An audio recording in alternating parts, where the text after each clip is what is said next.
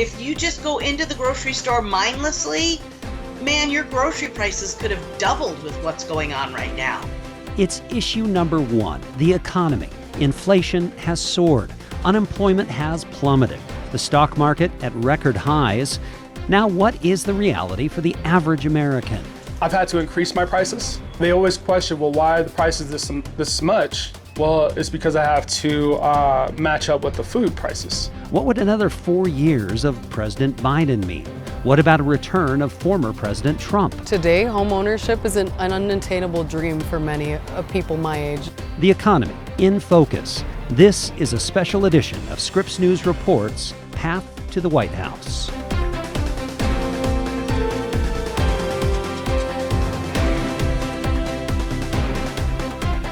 The path to the White House runs through Scripps country, and this time we're coming to you from here in Salt Lake City, Utah.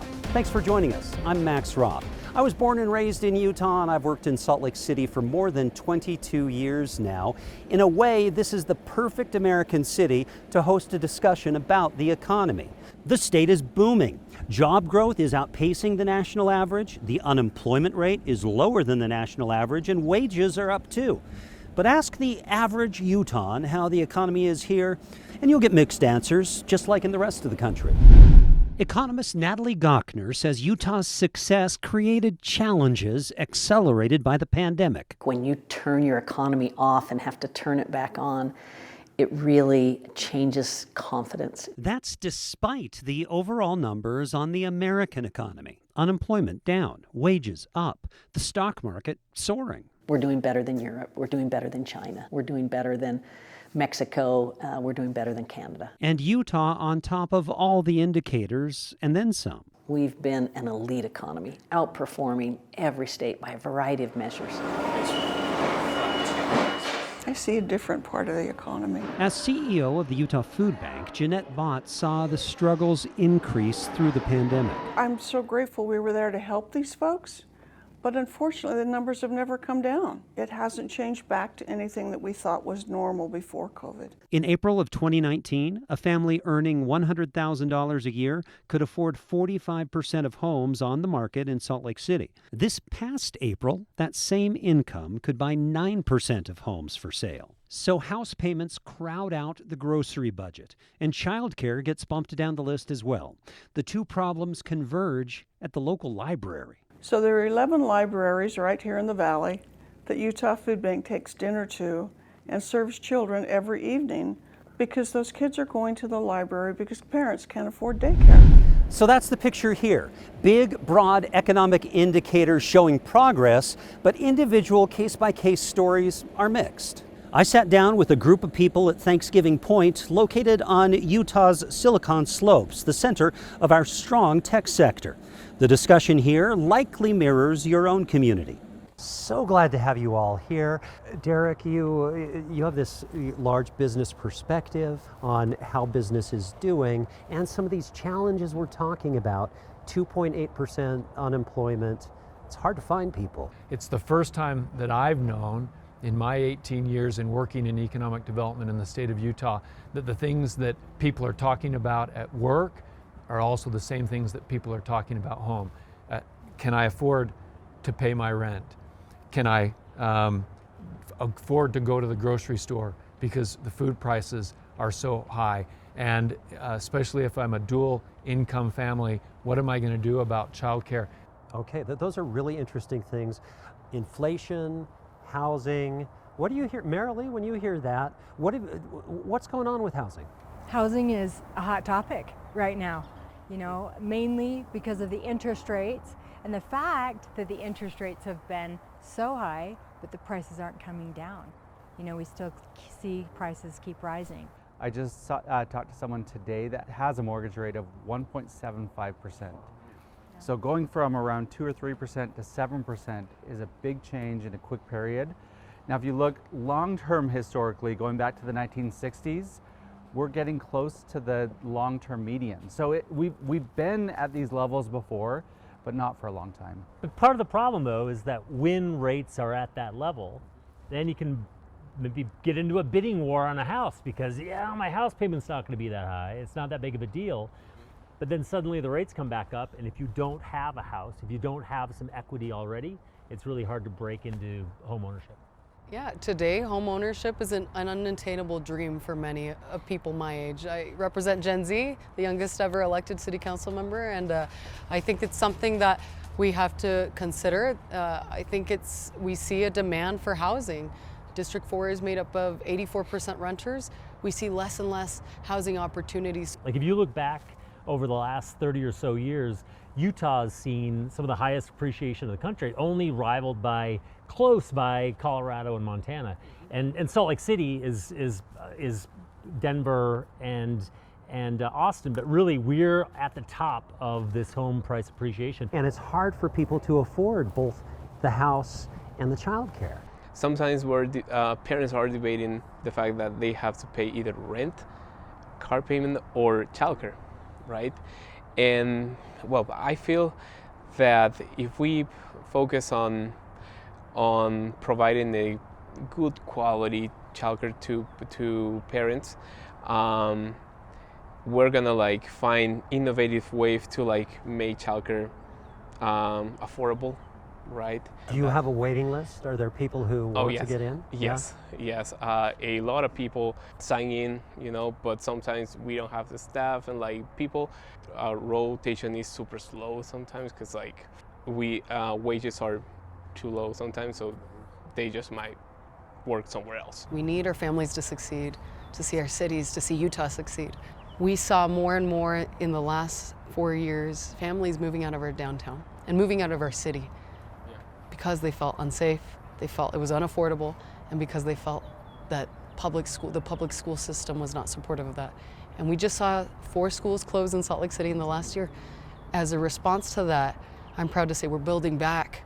We see that as a call to action as our city to not be afraid of it. I want to jump in on what you said because it touches my heart as a working mom.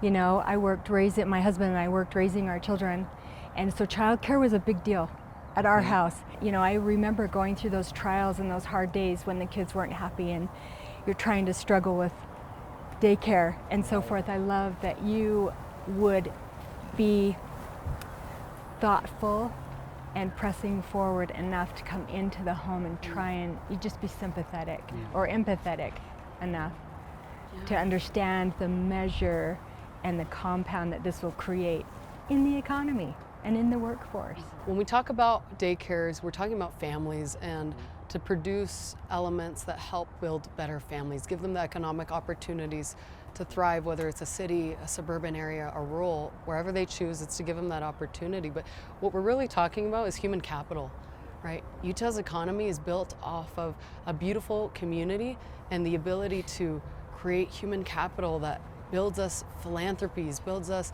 the social capital to come together. And Max, I want to build off of something Marilee said because, we've been talking about challenges and we should always be looking at how do we get the roadblocks out of the way. But let's put it in context that Utah has had its most prosperous decade. Yes. And we're still on very solid footing. And we're still one of the fastest job growth states in the country, and we still have one of the lowest unemployment rates. So let's not get too dour. Right. But the hard thing now is, so goods inflation has come back down. At least the prices aren't going up anymore. Food and energy, but now the inflation is moving over to services. And what does that mean? What are we talking about? Everything other than goods. So whether it's a CPA or an attorney or a barber, you just go to the barber shop, it's much more expensive than it was. But some of them, like Walmart and Target, are talking about lowering prices. So it'll be interesting to see if we actually feel that when we go to the grocery store and get a receipt and be like, oh, is this really lower? Robert, I wonder, as you're hearing this, really good question. Are prices going to go down? I mean, that's not how things work, right? And that's the real struggle. If you look at the economy is doing okay. Unemployment is low, jobs are plentiful, we're seeing wage increases. But it's that impact of inflation that people are really struggling with. And they're upset because they hear politicians saying the inflation has gone away, the inflation is back to normal. What people are focused on is not the inflation, it's the level of prices. and prices are up 20% in the last 4 years, and they're not going back down. And so people are trying to adjust to this new reality of higher prices. So I think politicians and policymakers and leaders need to acknowledge how people feel right now. We need to be honest about it and say, now how do we address it? For the first time ever, is this right? Consumer confidence is lower in Utah than the nation at large, which is just, it's bonkers to me. I don't understand it. And the thing that's going to fix it is bringing an MLB and an NHL team to Salt Lake City. You leave the Utah Yetis alone, okay? No, I'm not joking. I'm serious. Because like you said, Robert, a lot of it is not necessarily the facts, it's a feeling. A perfect note to focus on, because the backdrop for all of this is, of course, the upcoming presidential election.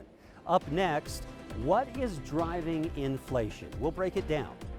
Plus, the current president and the former president in focus. What will the economy look like under either man in 2025 and beyond?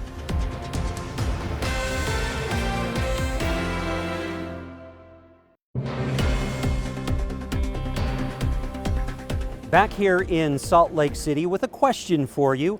What do you think of the American economy right now? Gallup just asked a similar question to Americans, and here's what the pollsters found. The current economic confidence index has a score of -34. What does that mean? Positive numbers mean more Americans think the economy is excellent and it's getting better.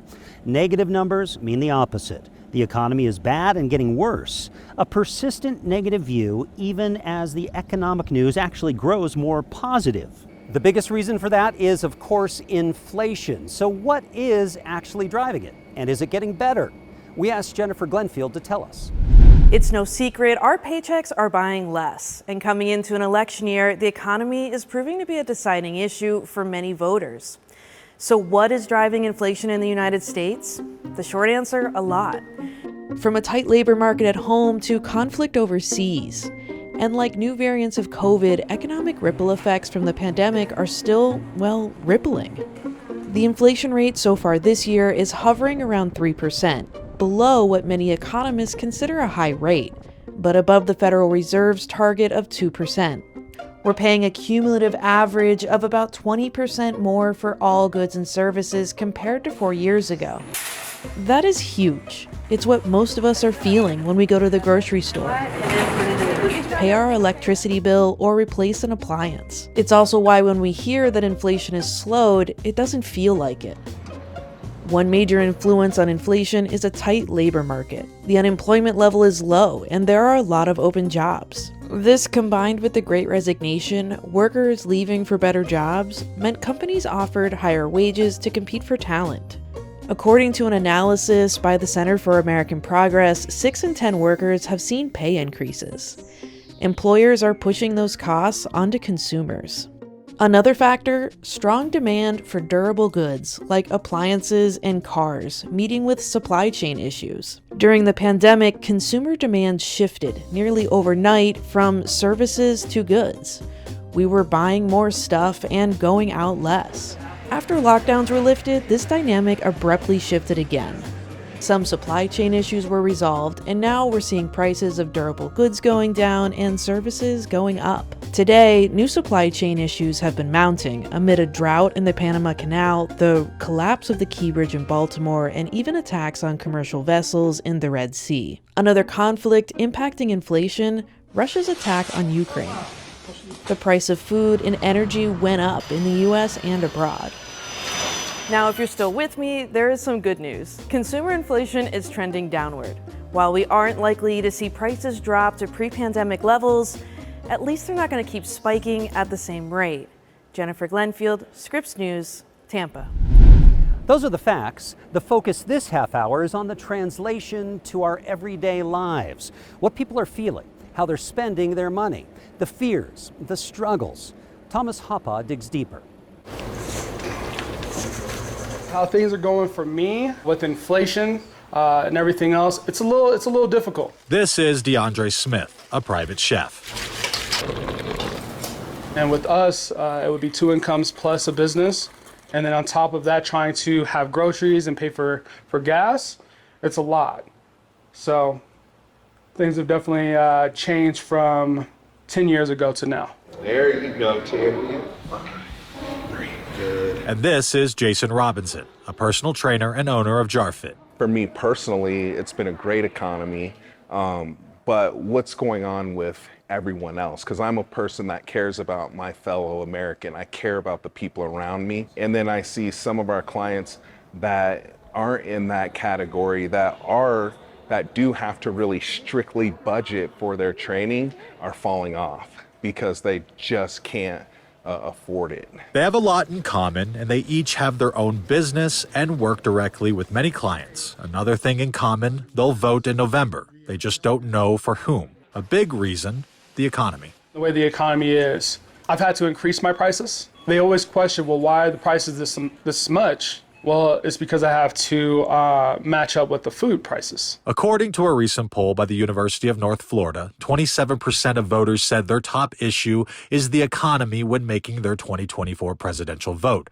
That's more than any other. Overall, most voters, 56%, wrongly believe we're in a recession. That includes nearly half of Democrats and more than 2/3 of Republicans. It's a problem for the president, even though we haven't been in a recession since 2020. Then there's inflation. Though the rate of price increases is slowing, it's still high. It's down to about 3% now from a peak of 9%. The real wages are increasing much faster than the inflation rate, which is very steady at 3.4%.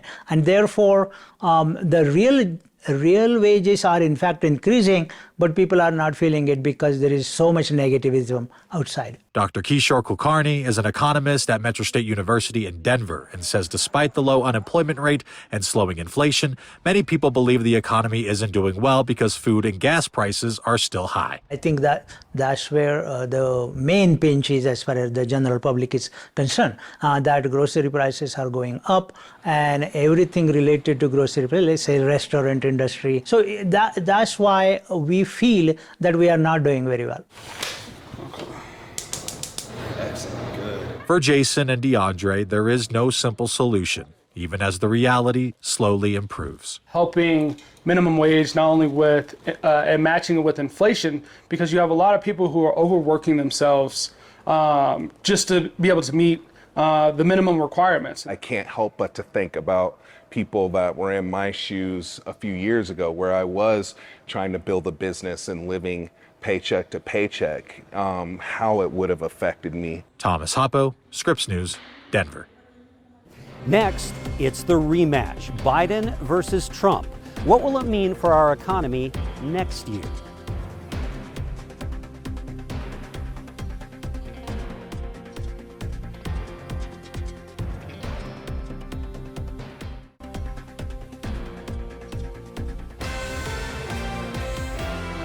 A lot of issues will define the 2024 election. The economy will certainly be one of them. It may come down to how Americans feel about the prices at their local grocery store. And it is an issue, a topic where President Biden and former President Trump greatly differ. If the American economy was a bag of groceries, there are a lot of policies and metrics that you could put in it and pull out of it. Inflation is certainly one. While down from its peak, it remains a big issue for American families, according to most polls. While presidents don't have a direct impact on what companies charge, their presidential policies can have sway. Too many corporations raise prices to pad their profits. President Biden has waged a public campaign to pressure companies to improve prices. The White House has already claimed some success, releasing this press release saying Target, Walmart, and other grocery chains heed President Biden's call to lower prices. As for former President Trump, Scripps News Phoenix was able to ask former President Trump recently about his plan. We're going to start with drill, baby, drill. We're going to get those prices way down. Trump calls for more energy production in the U.S. to bring down costs. Energy prices, Trump believes, is a big cause of inflation. Another big economic issue, housing and interest rates. President Biden has called for new government assistance programs to help homebuyers offset high interest rates. Former President Trump has openly considered firing Federal Reserve Chairman Jerome Powell and replacing him with someone who will lower rates. Of course, you can't forget about taxes when discussing the economy. Tax cuts for pretty much everybody in the country will expire. Howard Gleckman studies tax policy with the Urban Institute. He says whoever is president next year will face an intense tax debate when the Trump-era tax cuts from 2017 expire in 2025. Former President Trump has called for extending his tax cuts, which would keep the status quo in place, like the increased standard deduction. President Biden has called for tax hikes for those making $400,000 a year or more, as well as some tax changes, like increasing the amount of the child tax credit. Former President Trump's tax law made it currently $2,000 a year for most families. If the Tax Cuts and Jobs Act expires, it'll go back to $1,000. Biden is talking about bringing it back to closer to $3,700. Joe St. George, Scripps News, Washington. In politics and in life, perception is often reality. You can hear people like me on TV tell you one thing, but whether that rings true in your own life, well, only you can know. Worries about inflation are not just happening here. It's actually the top concern for consumers around the world, outranking other issues like Russia's war on Ukraine and climate change. You know, in politics, there's that age-old question, are you better off now than you were 4 years ago? With the economy, that question is certainly relevant today, but so is another question. Which candidate will improve your reality for the 4 years to come? Only you can know that answer. In Salt Lake City, I'm Max Roth for Scripps News Reports.